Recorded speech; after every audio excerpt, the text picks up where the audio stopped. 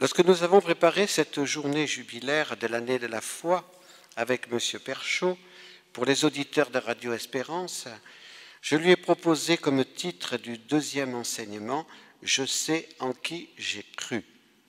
Pourquoi ce titre ?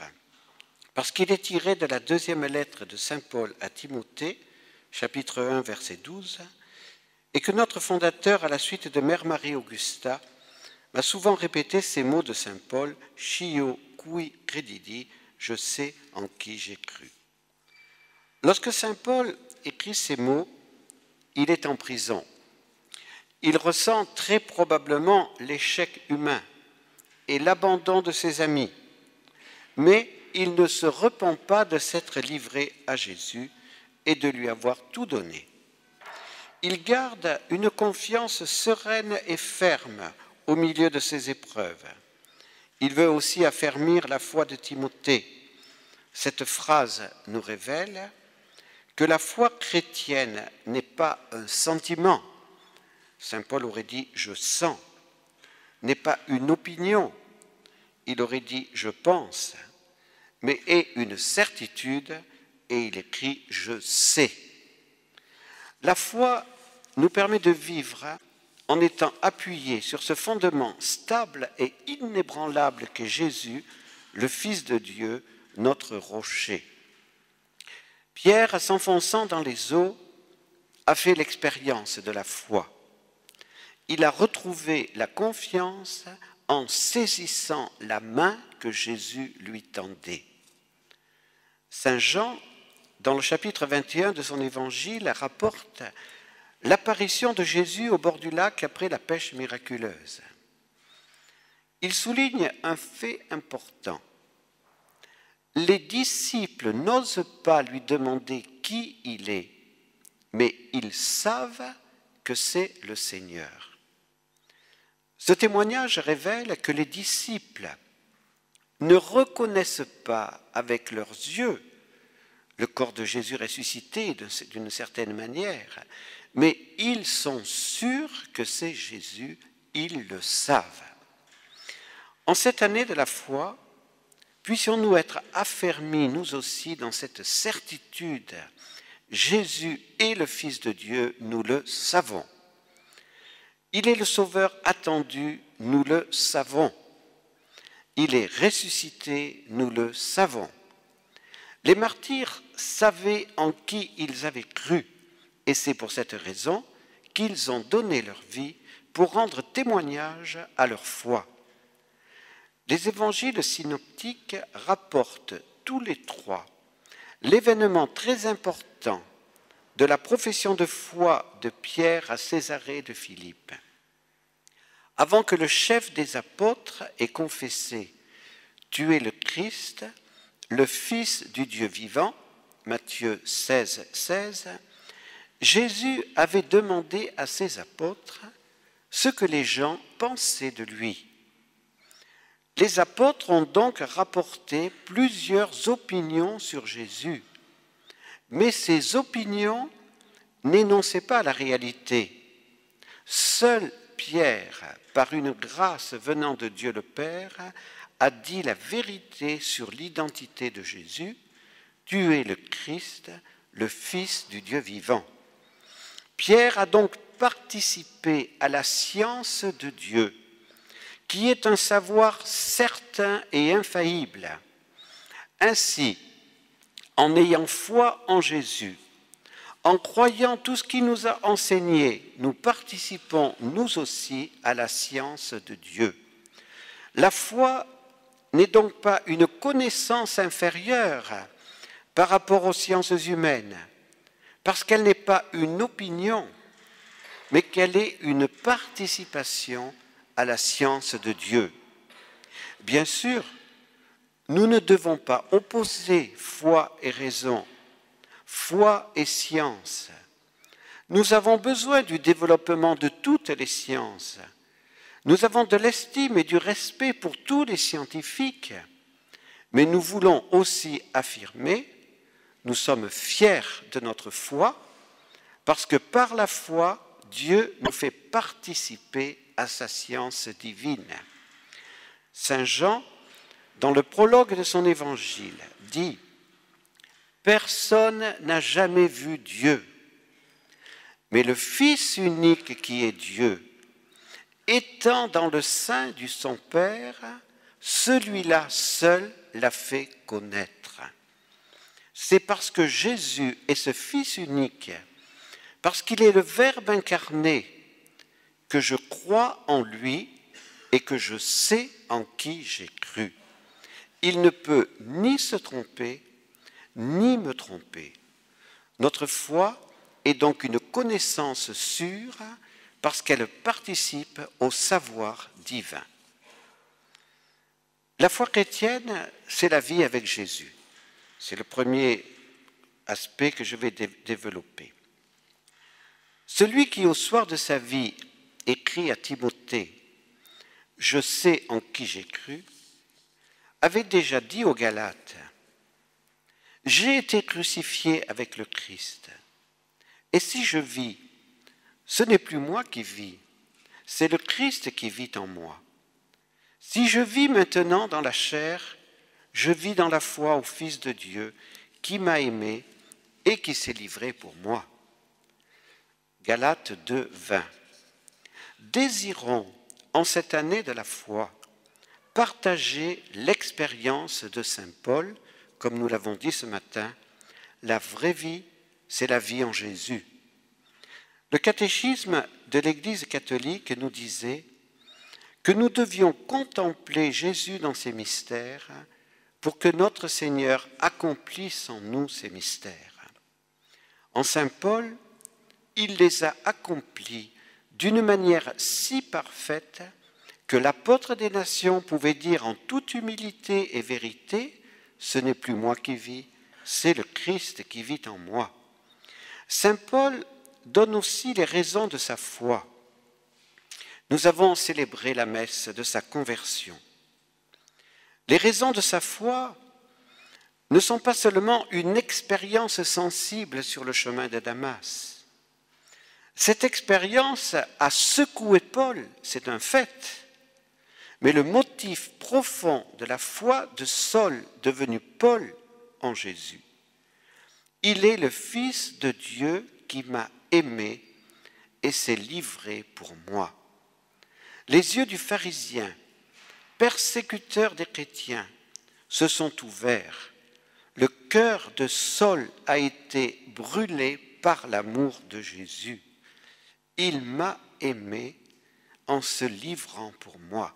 Voilà le fondement de la foi de Paul. Lorsque saint Paul dit à Timothée « Je sais en qui j'ai cru », il ne peut pas ne pas repenser à l'amour de Jésus pour lui et pour tous les hommes.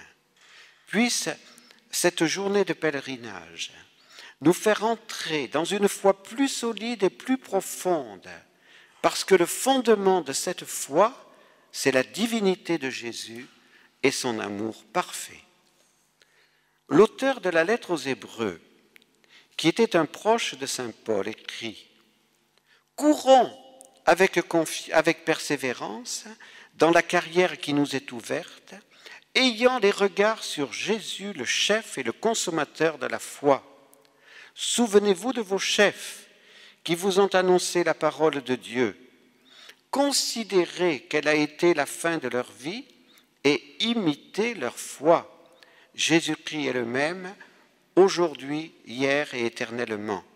Ne vous laissez pas entraîner par des doctrines diverses et étrangères. » Comprenons bien, pour vivre avec Jésus, comme saint Paul nous y invite, nous devons garder les yeux fixés sur Jésus en étant fermes dans notre foi et fidèles.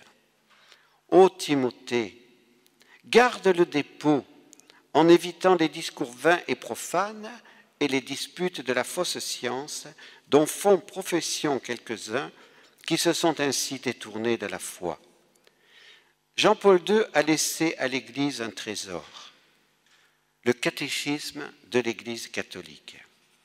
Radio Espérance, en cette année de la foi, vous permet de mieux connaître ce trésor afin de mieux l'utiliser.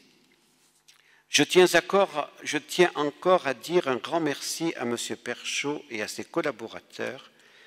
Ils veulent nous aider, vous aider à vivre vraiment avec Jésus et à mettre en pratique ce que Benoît XVI nous demande en cette année de la foi. Avec saint Paul ce soir, comprenons que le chrétien vit la même vie que les hommes de son temps. Il travaille avec ses mains, avec son intelligence. Il cherche à édifier une humanité plus humaine en participant aux recherches scientifiques, au développement de la technique et de la communication. Ce qui le distingue, c'est sa vie en Jésus, qui lui permet de voir dans la lumière qui lui vient de Jésus. Comprenons aussi avec saint Paul que le chrétien est un voyageur. Benoît XVI insiste beaucoup là-dessus. Pour cette année de la foi, il nous a parlé de ce pèlerinage. Donc nous sommes en pèlerinage, nous sommes des voyageurs. Et dans la nuit de ce monde, nous ne sommes pas désorientés. Pourquoi ne sommes-nous pas désorientés? Nous avons la foi. La foi qui est comme une boussole, qui nous permet de ne pas nous perdre en chemin. La foi est aussi comme l'étoile de la mer qui guide le marin. La foi pourrait être encore comparée au phare d'une voiture qui permet de rouler de nuit. Puisse cette journée de pèlerinage avec Radio Espérance nous faire entrer avec saint Paul dans la confiance. Jésus sera toujours notre lumière. Mais pour vivre avec Jésus, saint Paul nous invite à recourir toujours plus au sacrement, plus particulièrement l'Eucharistie, par lequel Jésus sera tous les jours avec nous. Et saint Paul, nous ne pouvons pas en douter, devait vivre intensément le mystère de l'Eucharistie. La foi est un combat. Ce sera notre deuxième petit développement avec saint Paul. Et le Chio Quididi, le « je sais en qui j'ai cru » nous aide dans l'épreuve de la foi. Ce Chio Quididi de saint Paul sous-entend, c'est évident, un combat. Le combat de la foi. Tous les patriarches et les pères dans la foi ont été éprouvés. Sans la foi, il est impossible d'être agréable à Dieu, dit l'auteur de la lettre aux Hébreux. Nous aussi, nous serons éprouvés, disait saint Jacques. Que l'épreuve de votre foi, dit saint Jacques, produise la patience. Mais il faut que la patience accomplisse parfaitement son œuvre, afin que vous soyez parfaits et accomplis, sans faillir en rien. Heureux l'homme qui supporte patiemment la tentation, car après avoir été éprouvé, il recevra la couronne de vie que le Seigneur a promise à ceux qui l'aiment. Mais l'épreuve de la foi ne nous laisse pas seuls. Jésus est toujours avec nous. Et Jésus nous dit ce qu'il a dit à Pierre, « J'ai prié pour toi afin que ta foi ne défaille point. » Pour remporter l'épreuve de la foi, il nous faut sans cesse nous redire « Je sais en qui j'ai cru », mais il nous faut aussi de l'énergie. Il nous faut aussi développer les vertus. Je cite saint Paul dans la lettre aux Éphésiens, au chapitre 6. « Fortifiez-vous dans le Seigneur, et par sa force toute puissante, revêtez-vous de toutes les armes de Dieu, afin de pouvoir tenir ferme contre les ruses du diable. Car nous n'avons pas à lutter contre la chair et le sang, mais contre les dominations, contre les autorités, contre les princes de ce monde de ténèbres, les esprits méchants dans les lieux célestes. C'est pourquoi prenez toutes les armes de Dieu, afin de pouvoir résister dans le mauvais jour et tenez ferme après avoir tout surmonté. Tenez donc ferme, ayez à vos reins la vérité pour ceinture, revêtez la cuirasse de la justice, mettez pour chaussure à vos pieds le zèle que donne l'évangile de paix, prenez par-dessus tout cela le bouclier de la foi, avec lequel vous pourrez éteindre tous les traits enflammés du malin. Prenez aussi le casque du salut et l'épée de l'esprit, qui est la parole de Dieu. Méditons bien ces paroles de saint Paul. Elles nous indiquent, quels sont les adversaires que nous devons combattre. Le diable, le malin et les anges déchus qui l'ont suivi. Saint Jean, dans le chapitre 12 de l'Apocalypse, décrit le grand combat entre la femme et le dragon. Le combat spirituel ne consiste pas seulement à lutter contre nos péchés, c'est ce que saint Paul dit, lutter contre la chair et le sang, mais à combattre contre le malin et ses anges, dont il ne faut pas sous-estimer la puissance, car ils sont des dominations, des autorités, des princes du monde de ténèbres, des esprits méchants. Pour remporter victorieusement le combat, la bonne volonté n'est pas suffisante. Nous avons besoin d'être fortifiés par la force de Dieu et de revêtir l'armure de Dieu. Saint Paul révèle l'âpreté du combat. Il faut résister et tenir ferme. Troisième développement, la foi nous permet de vivre dans la liberté de l'homme nouveau. Dans l'Épître aux Colossiens, saint Paul écrivait « Vous vous êtes dépouillés du vieil homme et de ses œuvres, et vous avez revêtu l'homme nouveau qui se renouvelle dans la connaissance selon l'image de celui qui l'a créé. Il n'y a ici ni grec ni juif, ni circoncis ni incirconcis, ni barbare ni scythe, ni esclave ni libre, mais le Christ est tout et en tous. Que la paix du Christ, à laquelle vous avez été appelés pour former un seul corps, règne dans vos cœurs. » Pour saint Paul, l'homme nouveau est celui qui vit selon la loi de l'esprit et non selon la loi de la chair. L'homme nouveau est incorporé au Christ qui est tout en tous et dont tous les membres forment avec lui un seul corps. Jésus avait dit à Nicodème, au chapitre 3 de saint Jean, « En vérité, je te le dis, si un homme ne naît de nouveau, il ne peut voir le royaume de Dieu. » Nicodème lui dit, « Comment un homme peut-il naître quand il est vieux? Peut-il rentrer dans le sein de sa mère et naître ?» Jésus répondit, « En vérité, je te le dis, si un homme ne naît d'eau et d'esprit, il ne peut entrer dans le royaume de Dieu. Ce qui est né de la chair est chair, ce qui est né de l'esprit est esprit. Ne t'étonne pas que je t'ai dit, il faut que vous naissiez de nouveau. L'homme nouveau est celui qui est né de nouveau par le baptême et qui est incorporé dans le corps du Christ. » L'homme nouveau, dit saint Paul, participe à la liberté du Christ.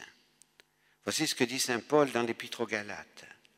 C'est pour la liberté que le Christ nous a affranchis. Demeurez donc fermes et ne vous laissez pas mettre de nouveau sous le joug de la servitude. Nous avons, par la foi en Jésus-Christ, la liberté de nous approcher de Dieu avec confiance.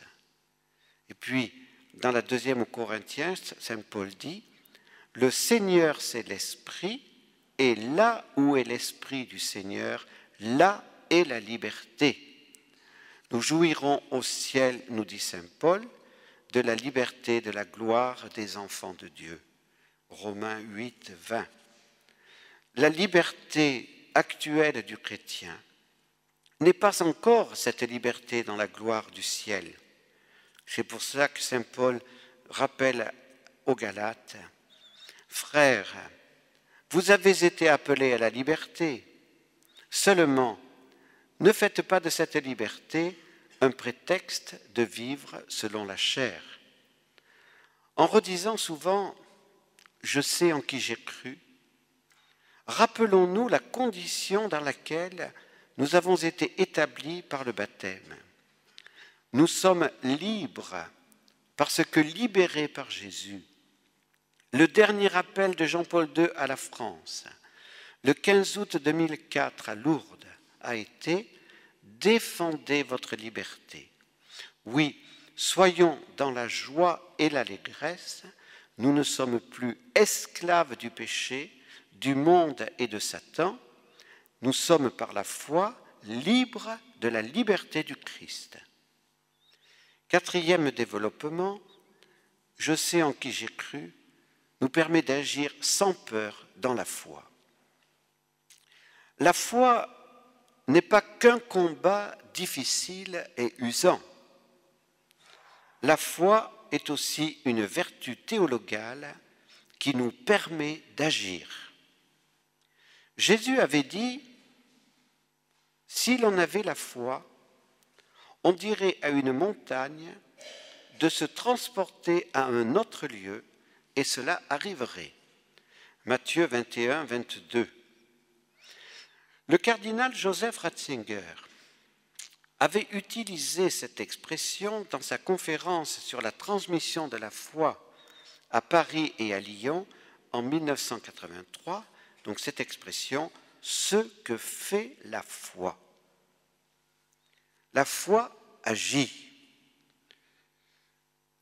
Le marxisme a voulu faire croire que la foi était comme une drogue, l'opium du peuple.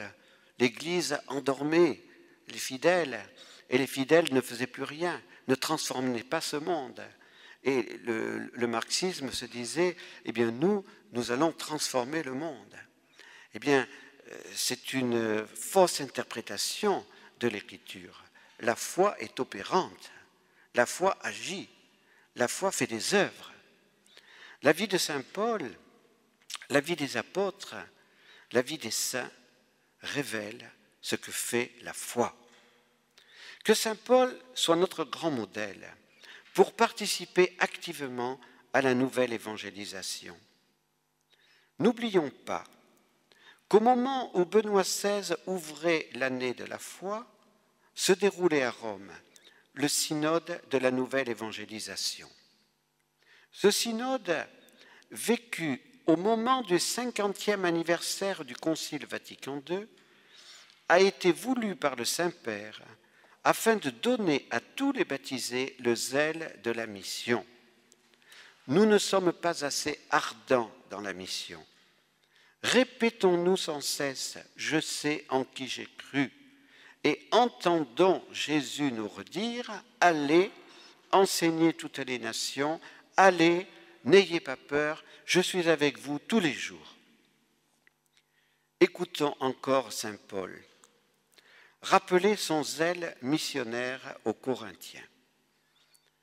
Chaque fois que je faisais visiter la basilique Saint-Paul à Rome, lorsque je faisais mes études à Rome, je prenais toujours ce texte lorsqu'on arrivait devant le tombeau de Saint Paul. Car lorsqu'on fait visiter les basiliques, on ne doit pas s'arrêter simplement aux détails d'architecture. Il est bien évident que l'architecture est importante, le style est important, mais il faut aller à l'essentiel. Et l'essentiel, d'abord, c'est toujours Jésus. Et puis aussi, donc, à Rome, les tombeaux des apôtres, Pierre et Paul. Et j'ai constaté que ce texte de saint Paul, la deuxième épître Corinthiens, chapitre 11, versets 23 à 33, ne laisse personne indifférent. Je vous le lis. J'ai enduré des travaux, les coups, les emprisonnements. souvent en danger de mort. 5 fois, j'ai reçu des Juifs 40 coups moins 1. 3 fois, j'ai été battu de verge. 1 fois, j'ai été lapidé. 3 fois, j'ai fait naufrage. J'ai passé 1 jour et 1 nuit dans l'abîme. Fréquemment en voyage. J'ai été en péril sur les fleuves, en péril de la part des brigands, en péril de la part de ceux de ma nation, en péril de la part des païens, en péril dans les villes, en péril dans les déserts, en péril sur la mer, en péril parmi les faux frères.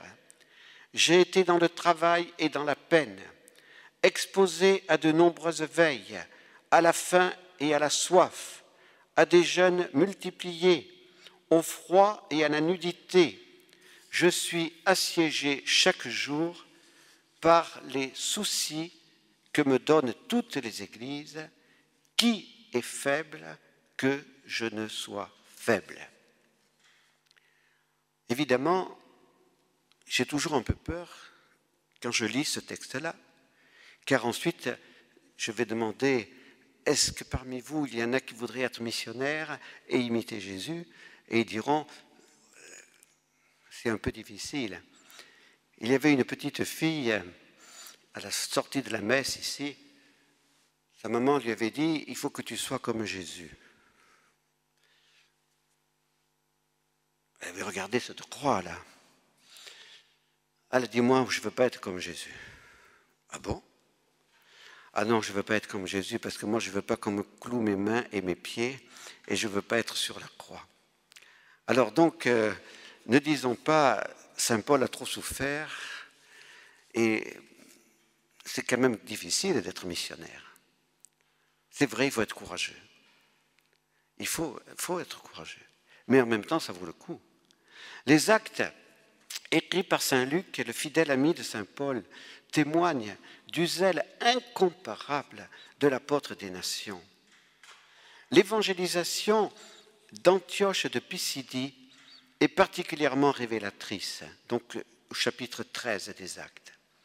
Saint Paul évangélise d'abord ses frères juifs le jour du sabbat dans la synagogue. Il leur annonce que Jésus, fils de David, est l'accomplissement des promesses. Le sabbat suivant, il recommence, mais il est contredit.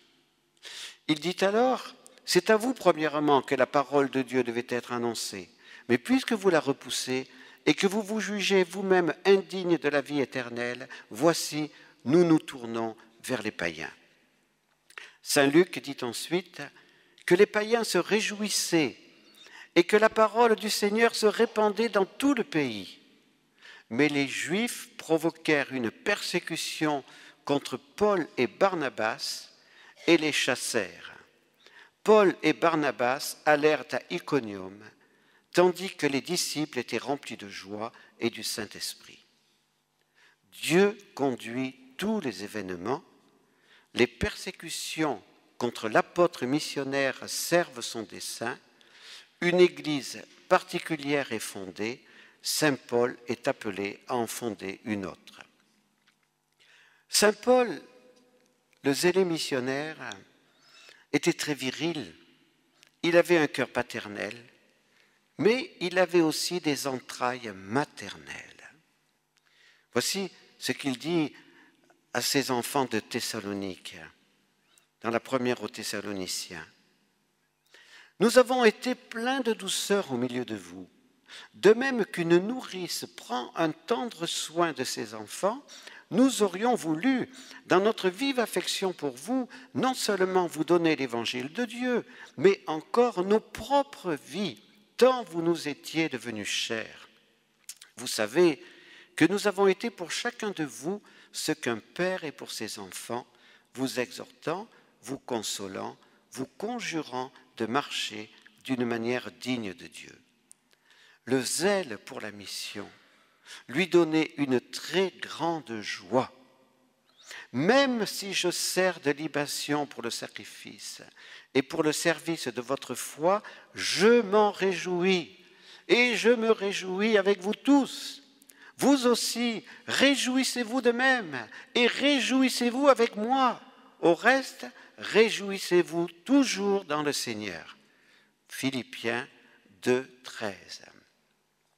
Et dans les Actes, au chapitre 20, il est dit de saint Paul, « Je ne fais pour moi-même aucun cas de ma vie comme si elle m'était précieuse, pourvu que j'accomplisse ma course avec joie.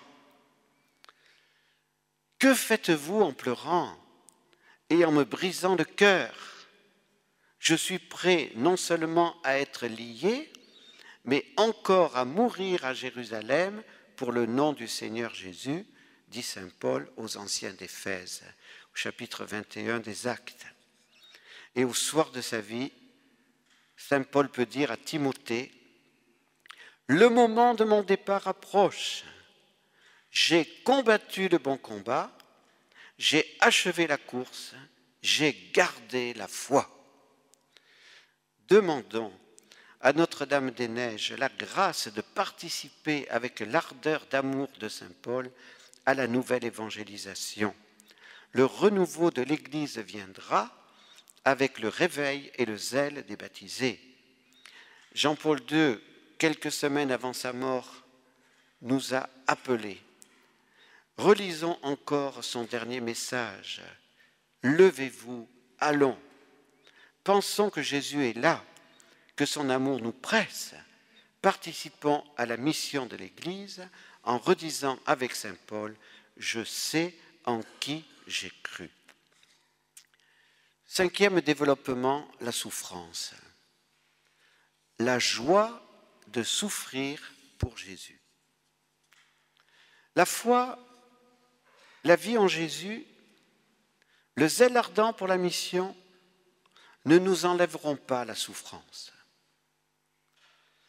Si on ne voulait pas parler de la souffrance, on serait infidèle à l'Écriture, on serait infidèle à l'Évangile.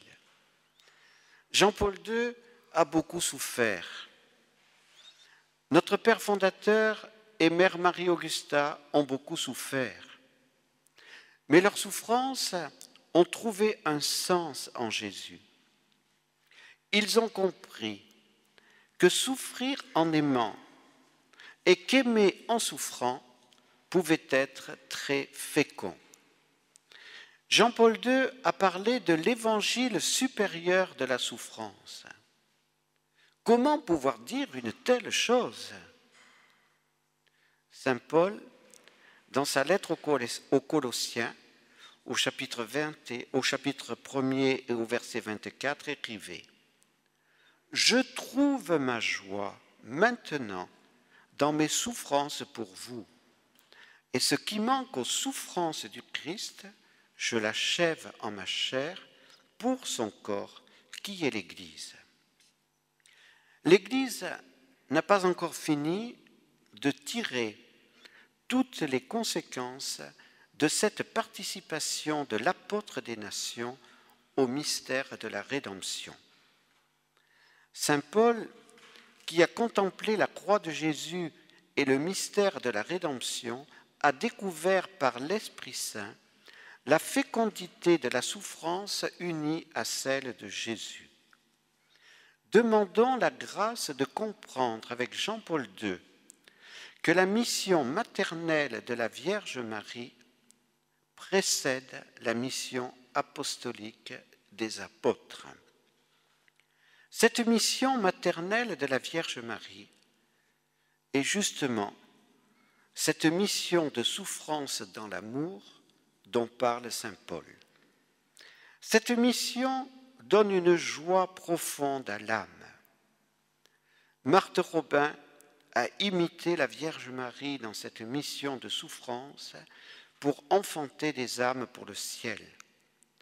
Notre père fondateur et mère Marie-Augusta ne cessaient pas de répéter à leurs enfants spirituels que leur mission la plus importante était le salut des âmes.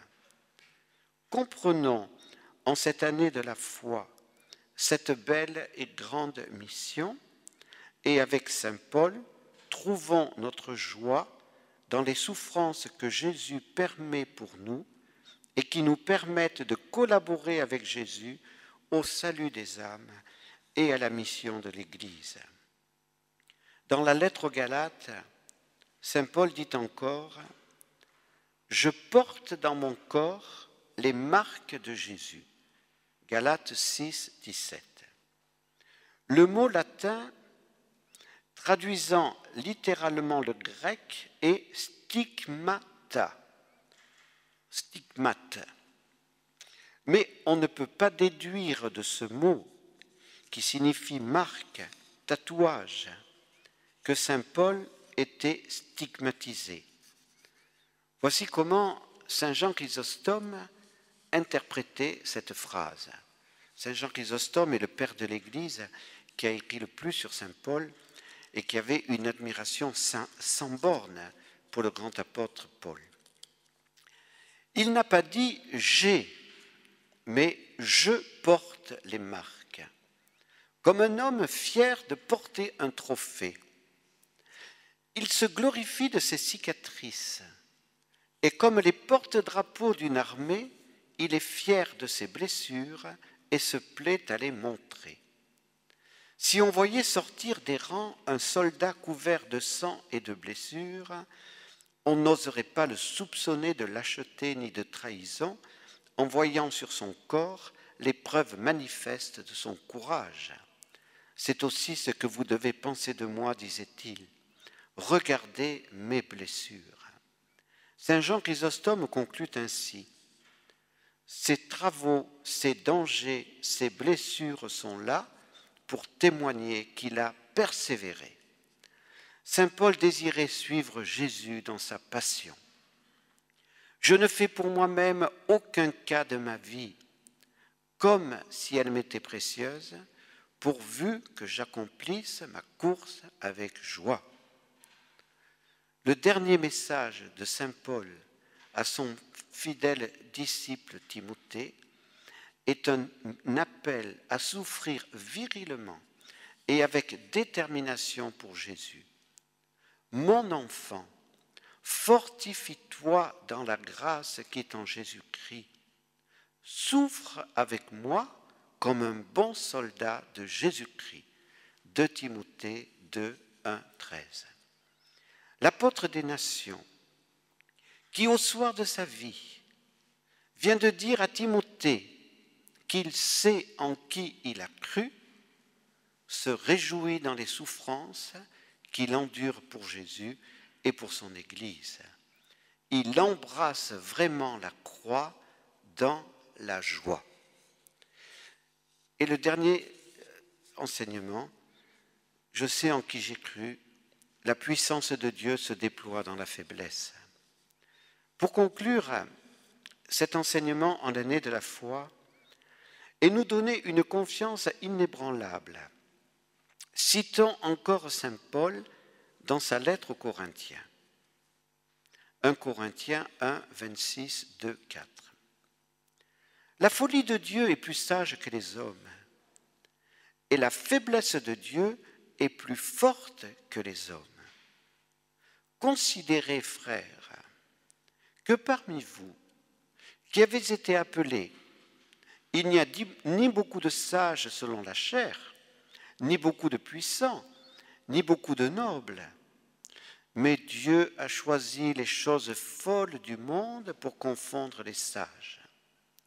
Dieu a choisi les choses faibles du monde pour confondre les fortes. Et Dieu a choisi les choses viles du monde et celles qu'on méprise, celles qui ne sont point, pour réduire à néant celles qui sont, afin que nulle chair ne se glorifie devant Dieu. Moi-même, j'étais auprès de vous dans un état de faiblesse, de crainte et de grand tremblement. Et ma parole et ma prédication ne reposaient pas sur les discours persuasifs de la sagesse, mais sur une démonstration d'esprit et de puissance, afin que votre foi fût fondée non sur la sagesse des hommes, mais sur la puissance de Dieu. N'oublions jamais l'expérience personnelle de l'apôtre des nations, qu'il a lui-même racontée dans sa deuxième lettre aux Corinthiens au chapitre 12 et qui lui a permis d'écrire cela aux Corinthiens. pour que l'excellence même des révélations que j'ai reçues ne m'enorgueillisse pas, il m'a été mis une écharpe dans la chair, un ange de Satan, chargé de me souffleter pour que je ne m'enorgueillisse pas. À ce sujet, par 3 fois, j'ai prié le Seigneur pour qu'il s'éloigne de moi. Mais il m'a déclaré, « Ma grâce te suffit, car la puissance se déploie dans la faiblesse. » C'est donc de grand cœur que je me glorifierai surtout de mes faiblesses, afin que repose sur moi la puissance du Christ. C'est pourquoi je me complais dans les faiblesses, dans les outrages, dans les détresses, dans les persécutions et les angoisses endurées pour le Christ. Car lorsque je suis faible, c'est alors que je suis fort. Saint Paul disait aussi aux Galates, « Si quelqu'un pense être quelque chose, quoi qu'il ne soit rien, il s'abuse lui-même. » Galates 6, 3. Mère Marie-Augusta disait à ses enfants spirituels de bien approfondir le rien qu'ils étaient, car ce n'est que lorsque nous sommes convaincus d'être rien que la puissance de la grâce de Jésus peut se déployer en nous.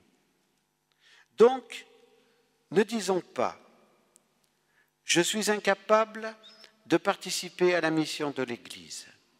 Je suis trop minable. Je ne suis rien. » Mais disons « Avec Jésus, je peux tout. » Je suis comme le marteau ou les ciseaux de l'artiste qu'est Jésus. Un marteau, des ciseaux ne peuvent rien faire par eux-mêmes. Mais lorsqu'ils sont dans les mains de Michel-Ange, ils peuvent sculpter dans un bloc de marbre un chef-d'œuvre comme la Pietà. Spirituellement, Jésus peut faire de plus grandes merveilles encore que Michel-Ange par les pauvres instruments que nous sommes, si nous sommes humbles. Jésus ne nous demande qu'une foi confiante, « Je sais en qui j'ai cru ». Cette foi confiante est le meilleur remède contre le poison satanique qu'est l'orgueil. Jésus ne peut rien faire avec les orgueilleux. Il peut tout faire avec les humbles. Les démons refusent de s'humilier. Leur orgueil les empêche de dire « Je sais en qui j'ai cru ». Et je conclus. Saint Paul, en parcourant le monde, en peinant pour évangéliser, en travaillant de ses mains pour n'être à la charge de personne, a approfondi le mystère du Christ et l'a révélé à ses enfants bien-aimés qui l'enfantaient à la vie divine. Ce mystère du Christ, l'apôtre des nations ne se contentait pas de le contempler intellectuellement ou d'en parler dans ses homélies. Il le vivait.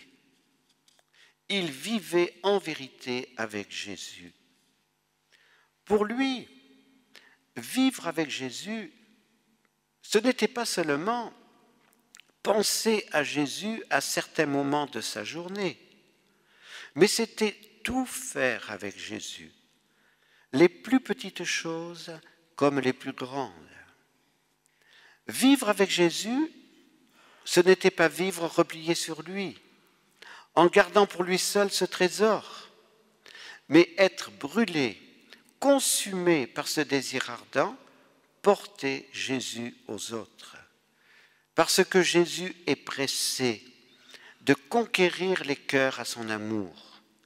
Caritas Christi urget nos. L'amour du Christ nous presse. 2 Corinthiens 5, 14. Saint Paul ne cherchait pas à attirer à lui des disciples, mais à attacher ses disciples à Jésus.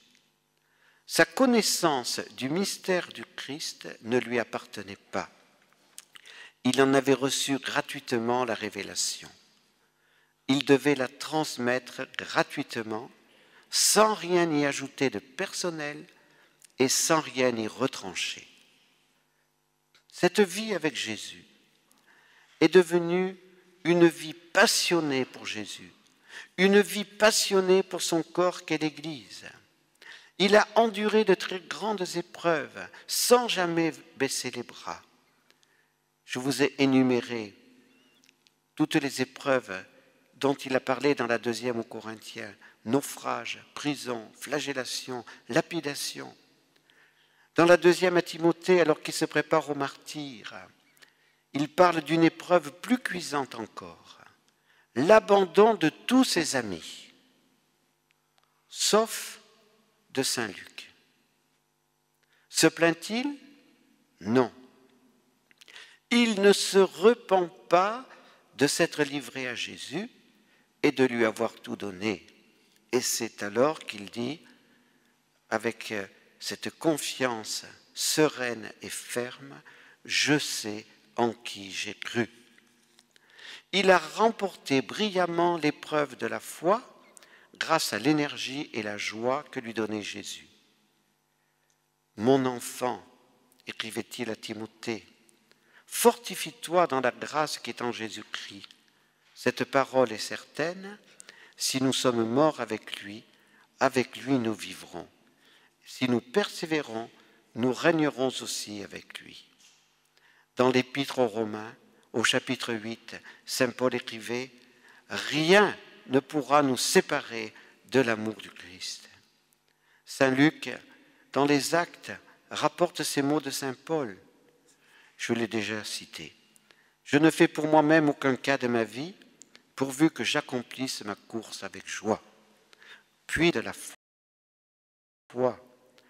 Faire grandir dans la foi tous les auditeurs de Radio Espérance qui sont à l'écoute, tous les amis de Notre-Dame-des-Neiges. Je voudrais encore, au nom de la famille missionnaire de Notre-Dame, remercier M. Perchaud, remercier ses collaborateurs qui sont venus et qui nous ont permis de célébrer cette conversion de Saint Paul ici à Saint-Pierre de Colombier. Je vous confie cette intention de prière à vous qui êtes présents et à vous qui nous écoutez sur les ondes. Le 11 avril prochain, nous ferons mémoire de la Pâque de Mère Marie-Augusta, donc de son décès, qui est arrivé le jeudi saint 11 avril 1963. Ce jeudi saint 11 avril 1963 était le jour où le pape Jean XXIII signait l'encyclique Pacem in Terris. En présentant cette encyclique, ce bienheureux pape parlait d'un appel à l'amour. Nous avons été très touchés d'apprendre cela l'année dernière, parce que Mère Marie-Augusta est le fondement des apôtres de l'amour. Et donc elle est morte le jour où le pape Jean XXIII parlait d'un appel à l'amour. Pouvez-vous prier avec nous afin que Mère Marie-Augusta soit davantage connue et aimée? Ce que vous avez pu vivre en cette journée, nous le devons à notre Père fondateur et à Mère Marie-Augusta, qui était convaincue que l'apostolat de l'amour est irrésistible. Alors, allons de l'avant dans nos découvertes de l'amour. Attachons-nous à Jésus par les liens de la foi, de l'espérance et de la charité, et avec saint Paul, jusqu'à la fin de notre vie, répétons sans cesse: je sais en qui j'ai cru. Merci de votre attention.